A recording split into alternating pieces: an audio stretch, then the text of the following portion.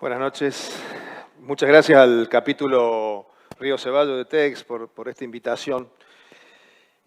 En realidad, paradójicamente, el tema del que yo me voy a referir no lo elegí yo, el tema me eligió a mí hace muchos años. Pero eso va a ser motivo de un poquito más adelante la charla. Ahora quiero saber quiénes son las personas acá en el público que son nacidos en los años 60 y 70. Bueno, bien, tomen menos solo. El 20 de julio de 1969 yo estaba enfermo y no fui al colegio. Así que aproveché para mí el Noblex 17 pulgadas y mientras estaba viendo la televisión se cortó la transmisión de los dibujitos animados y de pronto un niño de 7 años veía cómo el hombre llegaba a la luna. Realmente una cosa muy interesante. Ella es Claudia Lapasano. Los que tienen más de 60 o 60 saben de quién hablo. Porque hablando de la televisión me vi todas las telenovelas de la época.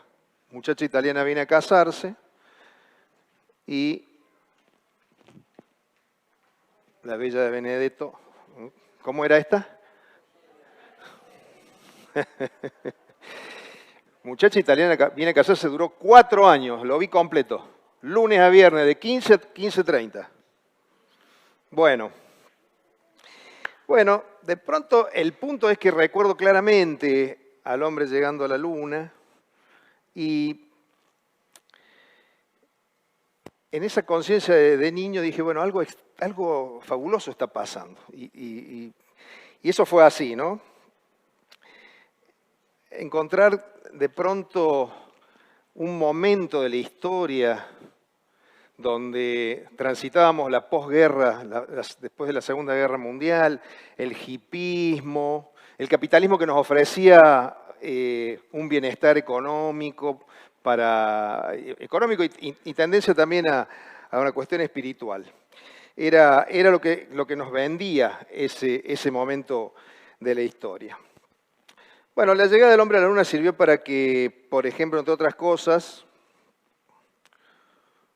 esta foto es protohistórica. Después vamos a volver con esto. Este señor, Enrique Febraro, entre las cosas que generó como cambio, un argentino que decidió, mientras el Apolo 11 todavía orbitaba, instituir el Día Internacional de la Amistad, el 20 de julio, que nosotros festejamos y muchos por ahí no saben de qué se trata y por qué es el Día de la Amistad Internacional. Bueno, esas son los cambios que socialmente motivó de alguna manera el hombre llegando a la luna. Ustedes recordarán en Tele Argentina los cambios que recibimos a través del trabajo de 400.000 personas que formaron parte del equipo del Apolo 11 para llegar a la luna, nos permitieron también cambios tecnológicos. Y los más 60 todavía nos cuesta bastante incorporar esa tecnología a la vida de uno, ¿no? No somos tan digitales. Todavía sabemos que discar es porque estos teléfonos de baquelita tenían disco. Y cosas que fueron ocurriendo gracias a la llegada del hombre a la luna tienen que ver con tecnologías que avanzaron. Hoy tenemos pequeñas computadoras, las zapatillas con amortiguación, el teflón. Esto que usamos para los caños lo usaron los astronautas para resolver unos problemas que iban teniendo en el viaje. ¿Qué más? Bueno, estos teléfonos viraron a los smartphones, había comunicaciones de otro tipo.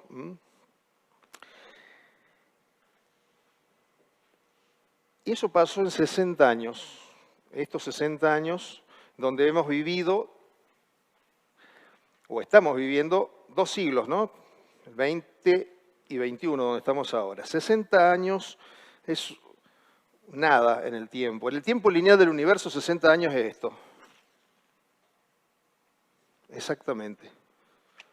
nada. Pero nosotros lo estamos percibiendo.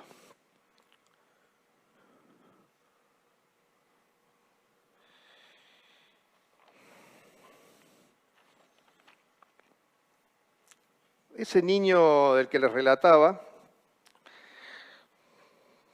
pasó a la adolescencia y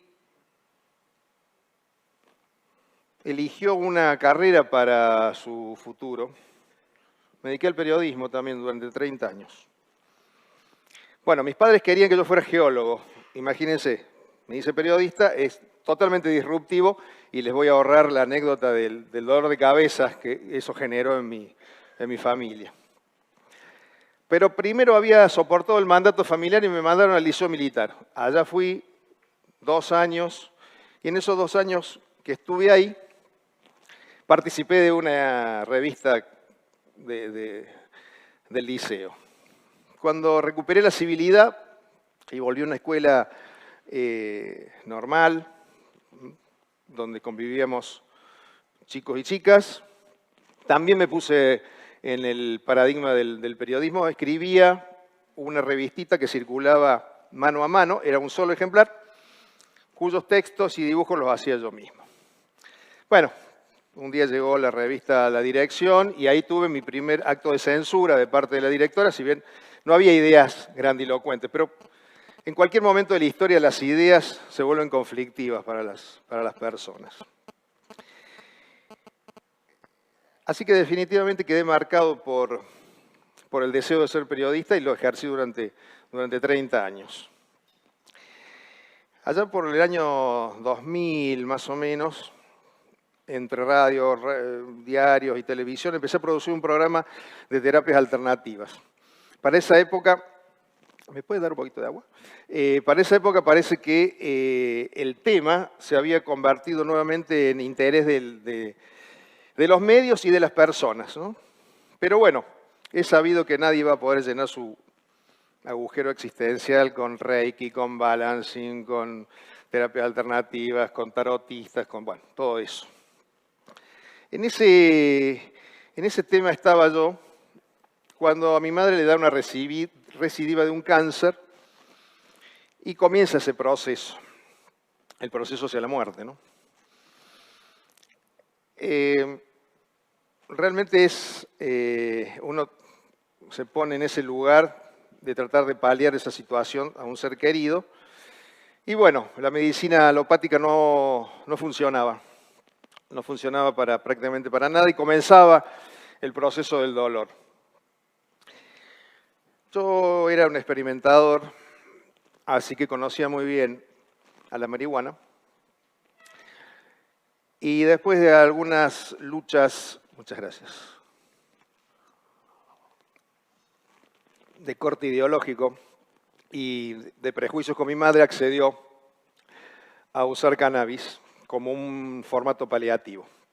Y la verdad que funcionó bastante bien, por lo menos durante los 4 años que sobrevivió, a pesar de que le habían dado una fecha perentoria para su partida, estuvo muy bueno. Y acá siempre hago esta reflexión porque fue un momento interesante de mi vida, amigarme con la muerte y superar esas situaciones que tenemos con nuestros afectos, ¿no? Es decir, cómo sanar en ese momento las cuestiones del alma, del que se está por ir y del que se queda.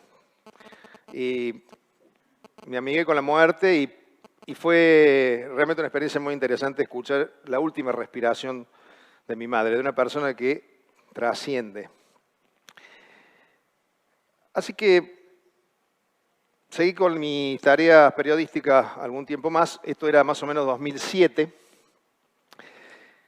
En 2009, después de casi 30 años de ejercer la profesión, el 29 de agosto de 2009, para ser exactamente precisos, y mientras yo trabajaba para mi último empleador periodístico, aparece el conocido fallo Arriola, un fallo que dictó el Superior Tribunal de Justicia de la Nación en el pleno de los 9 jueces que en esa época lo integraban, lo que significa que ese fallo tiene el peso de una ley aun cuando no haya pasado por el Congreso. ¿Qué dice el fallo Arriola? Zanjaba definitivamente la problemática de la tenencia de estupefacientes para consumo personal. A partir de ahí, aplicando el fallo Arriola, cualquier persona con pequeñas cantidades de sustancias, en este caso la marihuana, pero está identificado para cualquiera, no va a ser detenido. Por supuesto que tiene que tener algunas condiciones al respecto. Unos días antes había ido a visitar a un amigo que me había mostrado una hermosa planta, me hizo acordar mucho a este decorado que tenemos acá. La nombramos Big Mama. Y ese día, el 29 de agosto, cuando leo la noticia, hubo un clic. Es por ahí, como dice el TEDx de Río Ceballos. Me dije yo, todo cierra. Mi apellido, Tierra Verde. La militancia política que me definió para que me dedicara al activismo.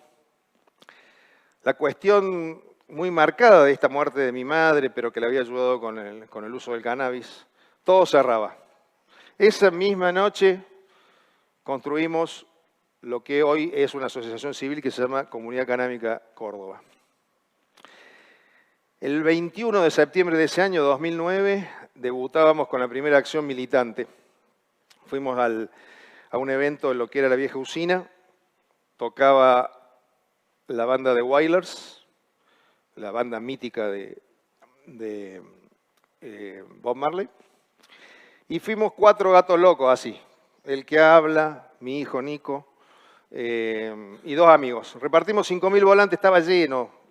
Repartimos 5.000 volantes avisando de que acabamos de construir esta idea militante en pos de despenalizar la marihuana y en pos de que la gente dejara de ser penalizada por cultivar una planta.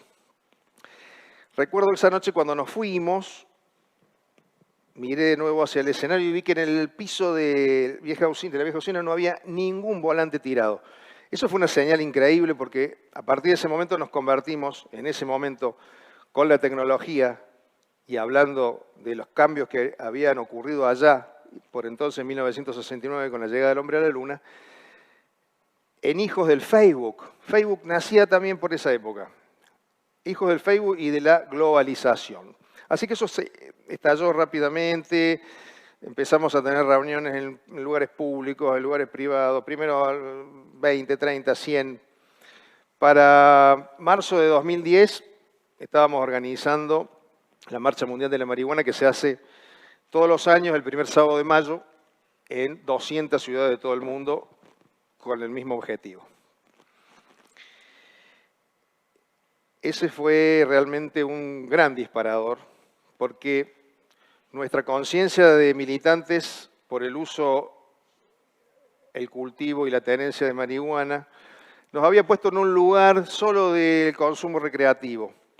Pero a partir de que empezamos a socializar y a generar una gran masa crítica buscando la libertad de la planta, surgió un mandato, que es el mandato de la planta como medicina.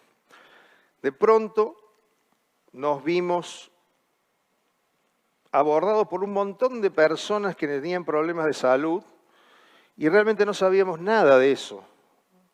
No teníamos información, no teníamos un médico referente. Y lo peor de todo, no teníamos un producto derivado de la marihuana que nos permitiese, por lo menos, paliar la problemática de las personas que venían detrás de esas soluciones, a buscarla a una organización que luchaba por la libertad de la planta. Así que, bueno, eso nos significó un cambio en el paradigma. Decidimos que había que permear algunas instituciones, como fue el caso de la universidad, y para 2013 ya teníamos el primer grupo de estudios en la Universidad Nacional de Córdoba, en la Facultad de Psicología. Y el segundo hito de ese año fue que conocimos a un médico canadiense, el doctor Rick Simpson, que había puesto en valor un sencillo formato para extraer las propiedades del cannabis y convertirlo en aceite. Así que de pronto teníamos institucionalizado en una universidad esta búsqueda de información y de ciencia, y teníamos frasquitos con aceite. Podíamos empezar a experimentar. siempre bajo los riesgos que significa no tener una ley que te cubra. Y sobre todo con el axioma que descubrimos muy cierto, el cannabis es para todo el mundo, pero no a todo el mundo le funciona. Pero seguramente no nos iba a decepcionar, nunca va a haber un muerto por exceso de consumo, ni va a haber problemas graves en una persona hipertensa, diabética, etcétera, etcétera, que necesita el cannabis para algún otro problema como la artritis y la artrosis.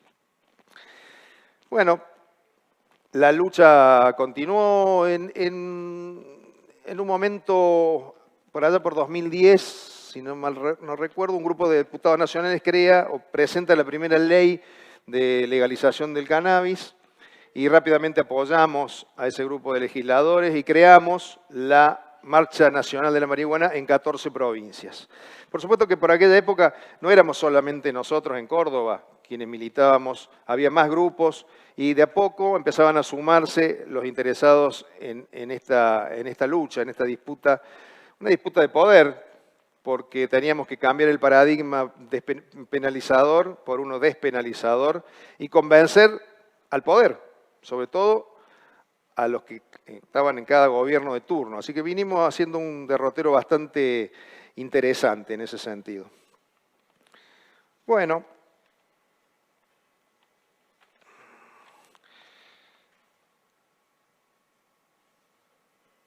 de pronto 2017 llega y llega la primera ley de legalización del cannabis, aunque sea en un paréntesis que es lo medicinal.